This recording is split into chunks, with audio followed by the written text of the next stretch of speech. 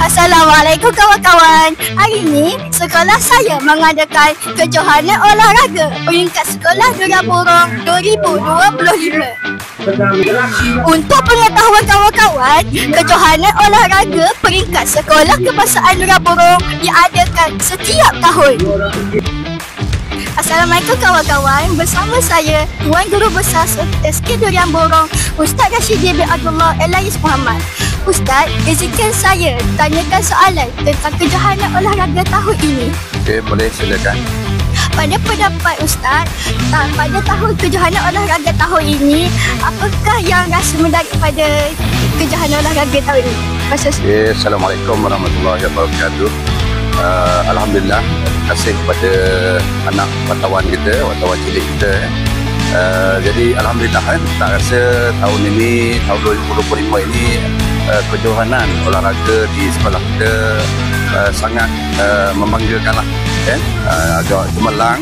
Dan kita boleh tengok lagi selepas ini apa-apa kelemahan-kelemahan yang sepatutnya kita perbaiki dan kita tingkatkan lah mutu kejohanan olahraga di sekolah kita SK Durian Borong ini. Jom saya bawa kawan-kawan untuk melihat acara yang berlangsung sekarang ini.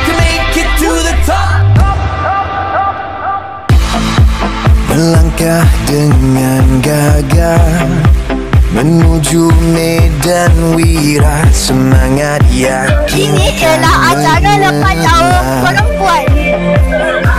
Oh, bersama mencapai cita-cita, usaha dan berjaya demi nama. Assalamualaikum, saya Sultan Nur Imanina, wartawan cilik sekolah kebangsaan Durian Borong. Kini bersama saya yang berbahagia Datuk.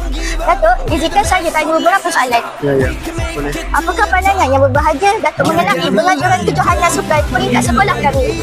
Yalah, penganjuran ini adalah bagus dan manfaat kepada pelajar-pelajar lah. Ini adalah sukan yang sihat untuk kita sama-sama mengeratkan perhubungan sukan.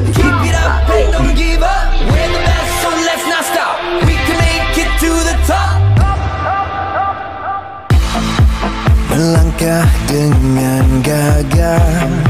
Assalamualaikum, saya Sofyan Manina, wartawan cilik sekolah kebangsaan Durian Borong. Hari ini saya bersama Tuan PBD. Tuan PBD, izinkan saya bertanya beberapa soalan. Apakah pandangan Tuan mengenai penganjuran kejohanan sukan peringkat sekolah kami? Jadi dari segi keseluruhan yang saya lihat penganjuran sukan olahraga SK Durian Borong pada kali ini begitu cemerlang. Keep it up and don't give up. We're the best, so let's not stop. We can make it to the top. Gagah melangkah menggapai cita, tabah menghadapi cabaran.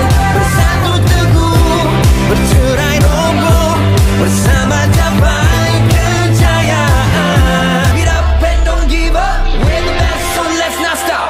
We can make it to the top. Melangkah dengan gagah menuju medan wira. Assalamualaikum, saya Sofyan Imanina, wartawan cilik sekolah kebangsaan Durian Borong. Hari ini saya bersama dengan Umi Azizah. Umi, izinkan saya bertanya beberapa soalan. Okey, insyaAllah.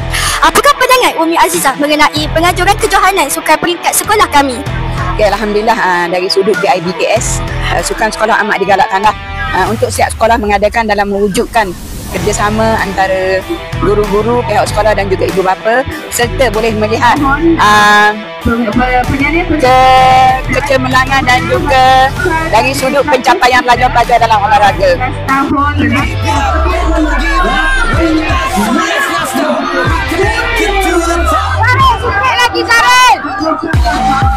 Melangkah dengan gagah menuju medan wira, semangat yakinkan menang. Oh, bersama mencapai cita-cita, usaha dan berjaya